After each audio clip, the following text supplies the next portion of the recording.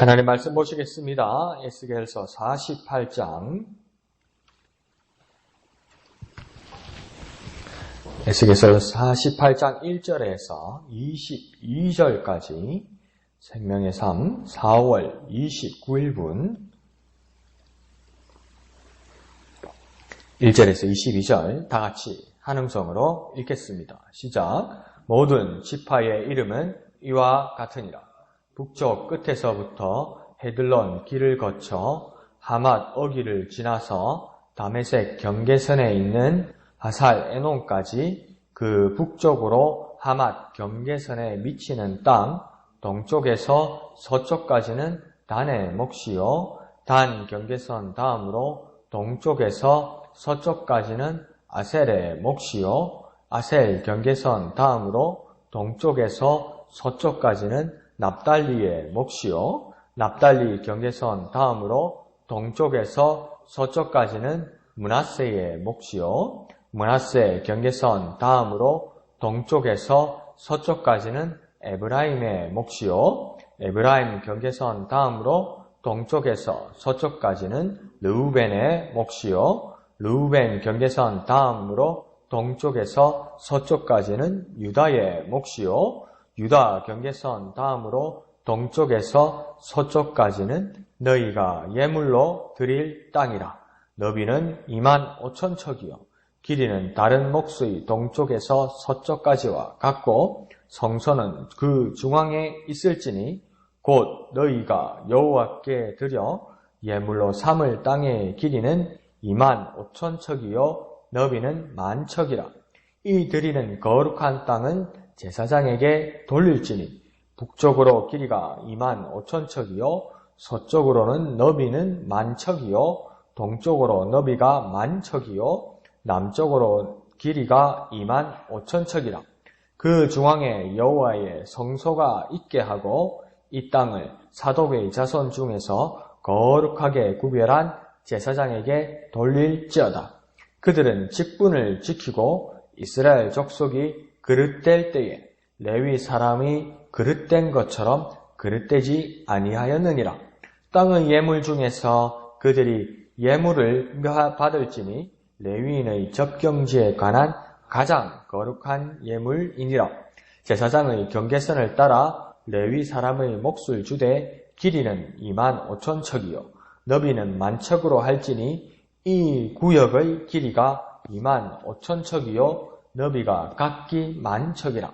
그들이 그 땅을 팔지도 못하며 바꾸지도 못하며 그 땅에 처음 익은 열매를 남에게 주지도 못하리니 이는 여호와께 거룩히 구별한 것임이라.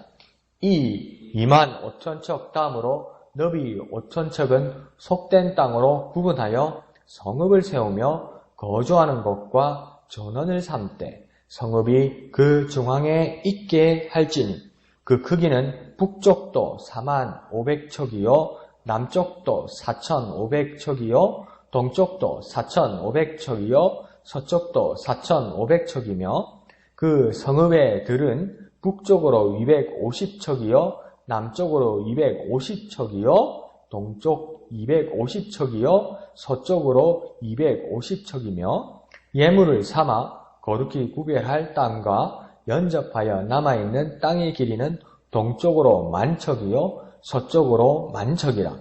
곧 예물을 삼아 거룩하게 구별할 땅과 연접하였으며 그 땅의 소산을 성읍에서 일하는 자의 양식을 삼을지라. 이스라엘 모든 지파 가운데에 그 성읍에서 일하는 자는 그 땅을 경작할지니라. 그런즉 예물로 드리는 땅의 합계는 길이도 25,000척이요 너비도 25,000척이라. 너희가 거룩히 구별하여 드릴 땅은 성읍의 기지와 합하여 네모 반뜻할 것이니라. 거룩하게 구별할 땅과 성읍의 기지 좌우편에 남은 땅은 군주에게 돌릴지니 곧 거룩하게 구별할 땅의 동쪽을 향한 그 경계선 앞 25,000척과 서쪽을 향한 그 경계선 앞 25,000척이라. 다른 목들과 연접한 땅이니 이것을 군주에게 돌릴 것이며 거룩하게 구별할 땅과 성전의 성소가 그 중앙에 있으리라. 그런즉 군주에게 돌려 그에게 속할 땅은 레위 사람의 기업 좌우편과 성읍의 기지 좌우편이며 유다 지경과 베냐민 지경 사이에 있을지니라. 아멘. 자, 오늘 본문은 그렇게 길기는 하지만 앞에 부분은 그렇게 간단한 내용입니다. 이스라엘 각 지파에게 할당되는 땅의 지분들이 연결됩니다. 그래서 1절로 보면 맨 위로 북쪽 단 지파가 시작되어서 동에서 서로 그들의 할당된 땅들을 가지고 그 아래로 아셀 지파, 납달리, 므낫세, 에브라임, 루벤, 그래서 7절에 유다까지로 그들의 땅이 할당된 것을 보게 되는 것입니다. 그런데 이 7절에 유다 땅까지 가고 나서 8절에 보면 유다 다음에 아주 특별한 자리가 지정되고 있습니다. 그 말씀은 너희 곧 이스라엘이 예물로 드릴 땅이라고 이야기합니다. 그러니 이것은 그들의 땅이 아니라 또 누구에게 바쳐 드려야 할 땅이라고 이야기합니다. 그러니까 이는 모든 이스라엘 자기의 것이 아니라 하나님께 드리고 섬기는 것이라는 것을 표시하는 것을 말씀하고 있습니다. 그러니까 그 상징적인 표지, 예물로 드리는 표지가 지금 오늘 본문에서는 뭐라고 이야기하냐면 성소라고 이야기합니다. 그런데 이 성소는 이 땅 중에서도 가장 중앙에 있게 되는 것이라고 이야기합니다. 그러니까 야 비싼 땅 가장 중앙이네. 우리나라 치면 서울 강남 같네. 그거는 부동산 너무 우리가 그렇게 생각했었는데 그런 의미는 아니죠. 그곳에 성소가 있다는 것은 또 다른 뜻일 겁니다. 땅값을 이야기하는 것이 아니라 뭐랄까요? 가장 중앙에서 가장 보이게 하는 것, 그곳에서 어떤 의미를 두는가, 어떤 상징을 두는가, 그 당시에는 그런 걸 이야기하는 거죠. 그래서 진해 같으면 그 지계석 같은 가장 중앙이 어디겠습니까? 이 제왕산, 탑산 있죠? 제왕산, 탑산이나 남원 도타이가 되겠죠. 그런데 이스라엘의 중앙 상징 지계석은 어디냐면 성소입니다. 성소. 그러면 이스라엘에게 가장 중앙 지계석이 성소가 된다는 것은 뭐랄까요? 가장 비싼 땅에 성소를 지었다. 하나님 예배체를 지었다. 이게 되는 것이 아니고 이것이 이스라엘의 대표가 되고 사람들의 의미가 되고 다시 말하면 그들의 가장 중앙, 이스라엘 사람들의 가장 지계석은 가장 중심은 뭐냐면 예배와 하나님의 임재가 그들의 삶의 중심이라는 겁니다. 어떤 장소가 중요하다는 말을 떠나서 그들을 이스라엘 사람들에게는 예배가 가장 중요하고 그들이 그들에게 임하는 하나님의 임재 그 자리가 가장 중요하다는 겁니다. 그런데 오늘날 우리는 어떻게 경제의 관념으로 생각합니까? 가장 중요한 자리를 차지해서 어떤 내 깃발을 꺾거나 내 거처를 잡아야 그것이 중앙이 된다고 이렇게 생각하잖아요. 그러니까 진해도 중앙이 어떻게 됩니까? 변하죠. 서부에서 동부로 이렇게 시세가 변하잖아요. 그런데 지금 오늘 성경에서 말하는 것은 그걸 말하는 게 아닙니다. 예배, 그리고 하나님의 임재, 그 삶의 중심, 그게 중요하다는 겁니다. 그러면 우리의 삶에 그리스도인으로서 삶의 중심이 어디에 있어야 됩니까? 예배이고 주님의 임재가 우리 일생의 가장 중요한 목적이 되어야 됩니다. 그러니까 우리의 삶의 지표, 우리의 삶의 상징, 우리의 삶의 중심이 어디에 와 있느냐. 무엇이 가장 중요하냐. 내 삶에 가장 무엇이 중요하냐 물어보면 우리는 대답은 잘해요. 하나님, 주님이 가장 중요합니다. 예배가 가장 중요합니다. 그런데 정말 누가 보더라도 인정할 만큼 그 표지의 중심에 하나님의 성소가 있느냐. 그래서 지난주에도 말씀드렸지만 바울이 말하기를 하나님께서 너희를 성전 삼아 계신다. 하나님 너희를 성전 삼아 계신다. 우리를 성전 삼아 계신다. 그것은 무엇입니까? 이게 이동되는 거 아니에요. 우리가 움직이는 것처럼 이동되는 거 아니에요. 그렇지만 예배는 그대로 살아있고 성전 삼아 계신다는 거 아닙니까? 그러면 뭘 중심으로 보겠다는 겁니까? 위치가 아니라 삶의 자세를 보겠다는 거죠. 그 이스라엘에게도 그 유다 지파 다음의 자리에 중앙에 성소를 두었지만 그곳에 아무리 멋진 성소를 지어놔도 아무도 안 오면 그게 무슨 소용이 있겠습니까? 누가 오더라도 그게 마음이 없으면 무슨 소용이 있겠습니까? 사람들이 많이 모여도 그게 형식적이면 무슨 소용이 있겠습니까? 삶의 중심이 예배로 나아가는 거죠. 모든 일을 내려놓고 모든 하는 것들을 내려놓고 하나님께서 약속하신 날, 약속한 시간에 모이는 그들의 모습과 그들의 마음과 그들의 삶이 가장 중요한 거죠. 그와 같이 우리 그리스도인들도 삶의 중심이 하나님을 향한 예배, 그리고 주님의 임재가 우리 일생의 목적이 되어야 될 것입니다. 오늘부터 우리의 삶이 그렇게 중심이 잡히는 저와 여러분 되시기를 부탁드립니다. 자, 10절은 이 예물로 드리는 거룩한 땅에 곧 하나님께 예배와 임재가 있는 그 땅을 거룩하게 하여 제사장에게 돌린다고 이야기합니다. 에이, 그러고 보니까 노른자기 땅 제사장한테 주려고 그러는가 보네요. 그런데 한번 더 생각해 봅시다. 하나님이 지정하여 이 거룩을 감당할 수 있는 사명을 받은 자들이 제사장이라는 겁니다. 특별하게 제사장이 이 땅을 가질 만한 자격이 있는 것이 아니라 또 거꾸로 말하면 이미 하나님께서 이 땅을 지정하여서 거룩하게 하시고 성소가 있게 하셔서 그 자리가 거룩하게 되었기 때문에 하나님이 지정한 레위 지파 사도의 자손 중에 제사장을 그 위치에 임명하게 되면 하나님의 거룩 때문에 그 제사장들이 거룩하게 되고 그래서 거룩한 그 성소를 감당할 자격이 있다는 겁니다. 나서 레위 지파라면서요 목사님 족보가 좋아야 되는 거 아닙니까? 그 말의 뜻은 50%만 맞는 것이고 어쩌면 그게 그렇게 중요한 말이 아니고 하나님께서 거룩하게 하신 자리에 하나님께서 그들을 끌어들이고 오시고 그들을 부르시고 그들을 인도하셔서 그 일을 맡겼기 때문에 그 사람들이 거룩하고 감당할 만하다는 겁니다. 하나님이 은혜를 베푸셨기 때문에 감당할 만하다는 겁니다. 우리도 예배 드리는 거죠. 하나님 앞에 만나는 거죠. 자격 없습니다, 우리요. 어느 순간부터 막 당당해가지고 막 한 번으로 들어와가지고 그냥 만점 마음은 막 반점 들어누워가지고 예배하고 이러는데 우리는 자격이 없는 것인데 하나님께서 부르시고 인도하셔서 거룩하신 하나님 앞 임재 앞에 예배할 수 있다는 것은 하나님의 은혜입니다. 그 은혜를 우리가 알고 있으면 정말 우리는 감격하고 예배를 할 수 있는 것이죠. 거룩의 이유는 하나님의 성소, 예배처, 하나님의 임재의 자리 때문입니다. 그래서 베드로는 그의 서신을 통해서 모든 그리스도인들에게 선포합니다. 너희는 모두 왕같은 제사장이라. 그러면 저와 여러분은 거룩하십니까? 참으로 거룩하게 하나님 앞에 예배드릴 만한 자격이 있습니까? 베드로가 그 말로서 저와 여러분을 축복한 것은 분명합니다.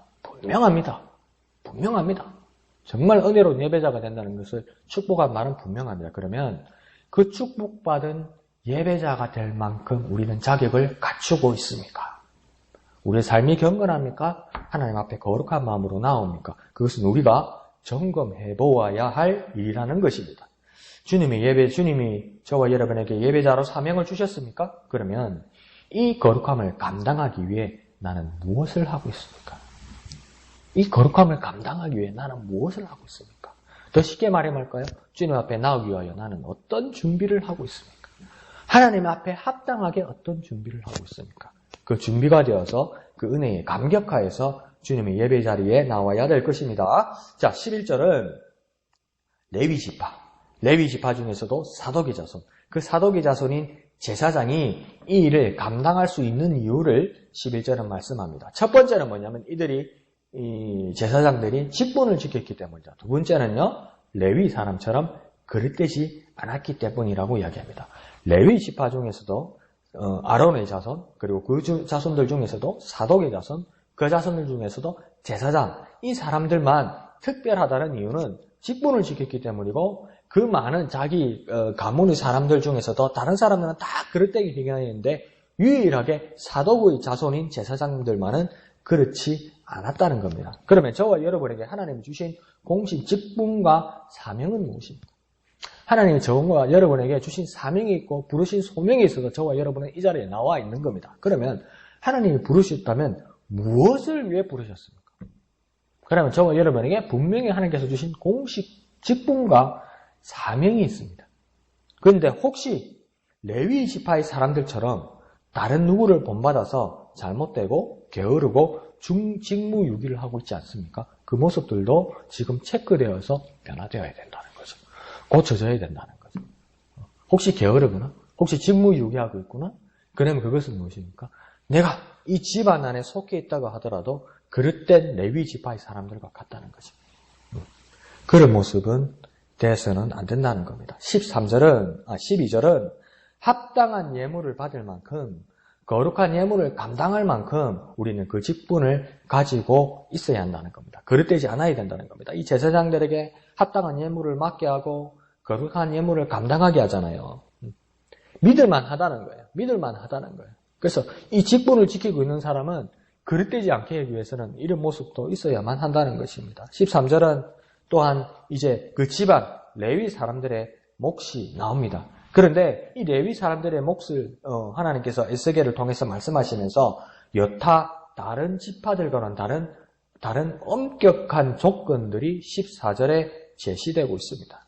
뭐라고 말씀하시냐면 그 땅을 팔지도 바꾸지도 열매를 남에게도 주지 못한다고 하십니다.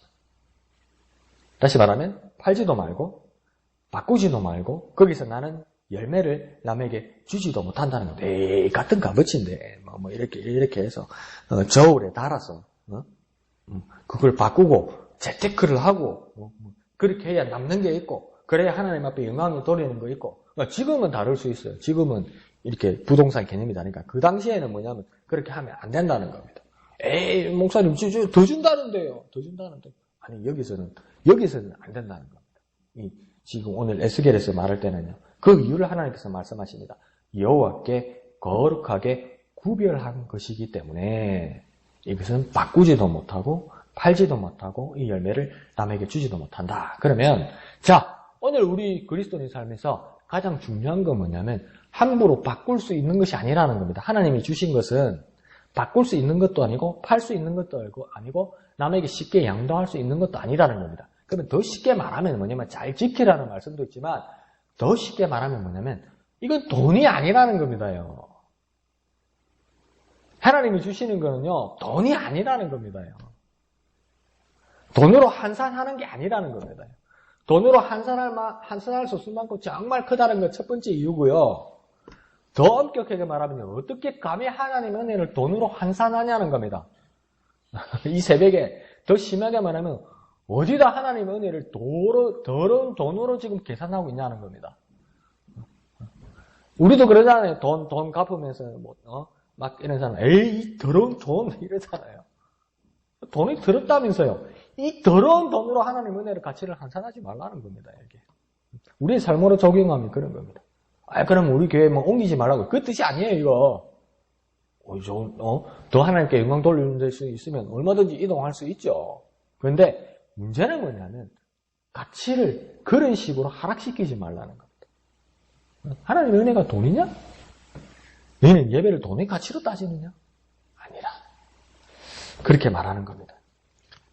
특히 성전의 수종을 들고 제사장이 있는 이 지파, 레위 지파에게 특별히 더 강조하여 이런 말씀을 하시는 것은 어쩌면 하나님께 예배하고 헌신하고 드리는 것은 인위적으로 그러니까 사람의 뜻으로 또 임의적으로 자기 의사대로 마음대로 결정하거나 마음대로 계산하거나 마음대로 저울을 다는 것 이거 아니라는 겁니다.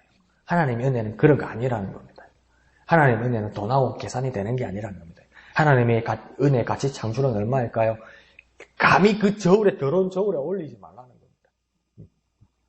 자, 15절은 이 레위인의 땅을 그 중앙에 있게 하라고 말씀하십니다. 레위인의 땅을 이 중앙에 있게 하라는 뜻은 어떤 뜻일까요? 그것은 하나님이 주목하고 계시다는 겁니다. 하나님이 보고 계시다는 겁니다. 두 번째는요, 세상도 이곳을 바라보고 있다는 겁니다. 내가 하나님 앞에서만 떠나면 되지. 예, 맞습니다. 가장 첫 번째 중요한 겁니다. 그런데요, 성소의 중앙에 있게 한다는 뜻은 한 가지가 더 있습니다. 뭡니까? 세상 사람도 보고 있다는 겁니다. 세상 사람도 우리를 보고 있다는 겁니다. 그러니까 우리끼리 알아서 그냥 대강대강 좋은 게 좋은 거지. 이러면서 우리끼리 그래 이러는데 세상 사람들이 보고 있다. 왜요? 중앙에 있으니까. 그리스도는요 아무리 소수일 것 같아도요 우리는 중앙에 있습니다. 중앙에 있다는 것은 하나님이 보시기 좋게 위해서 중앙에 있는 거 아닙니다. 어딜 가들 하나님 우리 못 보시겠습니까? 그래서 시편 139편에서는 주의 영신을 떠나 내가 어디로 가오리까? 내가 400날 계시며 있을지라도 주께서 나를 안위하시고 보신다고 고백했잖아요. 그러면 하나님 중앙에 안 세우고 자꾸 속에 나는 거기 있었냐 이러겠습니까? 그럼 왜 중앙에다 세웁니까? 있는 내가, 배치당하는 내가, 부르심을 받은 내가 하나님이 보고 있다는 것을 내가 느끼라고 하나님 중앙에다 세워놓은 겁니다. 그게 특권을 가지거나 그거에서 행포를 부리거나 그래서 권한을 가지거나 막 휘두르라고 하나님 중앙에 세운 거 아니라고요. 아니에요. 남의 거 뺏어가지고 내가 마음껏 누리라고 그렇게 주신 게 중앙이 아니에요. 뭡니까? 있는 네가, 부르심을 받은 내가 중앙에 있는 것은 하나님이 보고 있구나를 내가 느끼라는 겁니다요. 내가 느끼라는 겁니다. 어딜 가든 하나님이 안 보시겠어요? 그와 더불어 뭡니까? 세상이 보고 있다. 세상이 보고 있기 위해서는 감시당하는 것뿐만 아니라 뭐가 돼야 됩니까? 빛과 소금이 되어야만 하니까요. 등대가 되어야만 하니까요. 우리 그리스도인의 삶은 내가 알아서 사는 것이 아닙니다. 하나님이 보신다는 것을 의식하는 삶입니다. 또한 세상은 우리 그리스도인의 삶을 지켜보고 있다는 것을 우리는 결코 잊어서는 안 됩니다. 감시만 당하는 것이 아니라 세상으로부터 빛과 소금의 역할을 감당하여 그들을 변화시키는 자리고 위치에 있다는 것을 잊지 않는 저와 여러분 되시기를 부탁드립니다. 자, 21절은 군주, 곧 왕의 땅도 이제 나오게 됩니다. 근데 그럼에도 빠지지 않는 이 말씀은 뭐냐면 하반절에 보면 그 성전의 성소는 그 중앙에 있게 된다고 이야기합니다. 그래서 이 본문의 말씀에서 반복되는 여러 말씀 중에 뭐냐면 무엇이든지 성소는 중앙에 있게 된다는 말씀이 반복되고 또 연접하여 있다는 말씀이 계속 반복되고 있습니다. 이 긴 구절의 본문 속에서도 계속 반복되는 성소는 중앙에 있게 할 것이고 모든 지파들의 땅은 연접한다, 그 사이에 있다, 그 경계에 있다. 이 말은 붙어 있고 단절되지 않고 같이 있고 의식하며 살아가는 공동체라는 겁니다. 내가 알아서 살아간다는 것이 불가능하다는 겁니다. 이스라엘의 공동체라는 겁니다. 하나님 나라의 공동체라는 겁니다. 하나님의 백성의 같이 살아가는 연합체라는 겁니다. 그리스도인의 공동체라는 겁니다.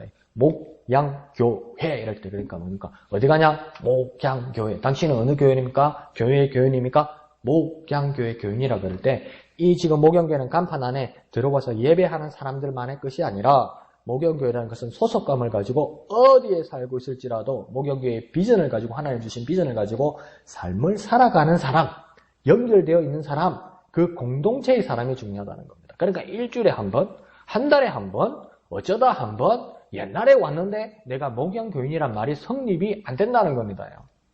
일주일에 한 번 그냥 한 시간 참다 괴로운데 참다 하품하다 자다 겨우 참다 저 교회 밖을 나가는 사람이 목양교인이다.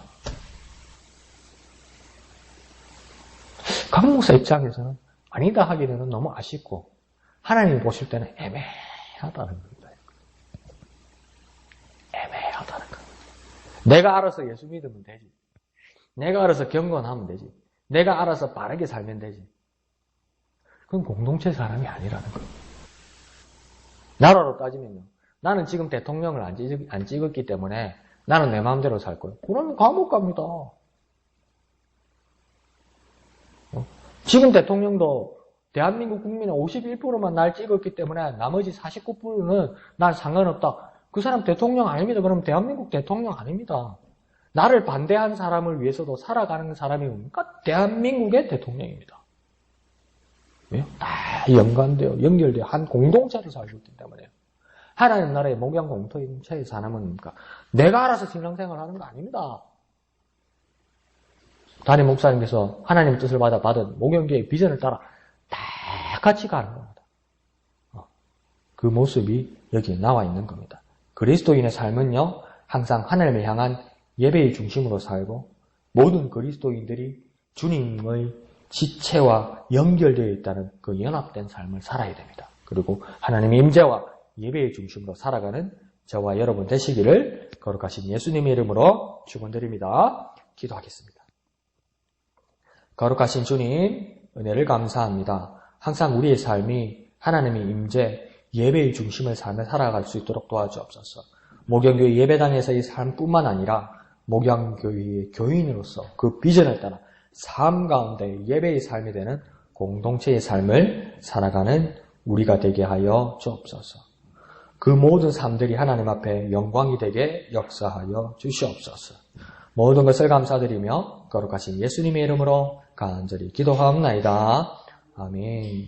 이 시간 말씀을 생각하시면서 기도하시고 또한 진해 지역 복음화를 위해서 기도하시고 교회를 위해 기도해 주시기를 부탁드립니다. 특별히 교회 창립주일인 6월 5일 청동원 전도주일에 모두 동참하시고 또 많은 영혼들을 구령하는 저와 여러분 되시기를 부탁드립니다. 오늘 금요일 밤 9시 금요 기도회에 있습니다. 참여해 주시기를 부탁드립니다. 토요일 예배당 미화와 또 식당 사역을 위해 헌신하시는 분들을 위해서 기도해 주시고 참여해 주시기를 부탁드립니다. 주일 찬양대와 말씀을 전하시는 담임 목사님을 위해서 더욱 기도해 주시기를 부탁드립니다. 큐티 나눔 모임과 오후 예배를 위해서도 모두 기도해 주시기를 부탁드립니다. 또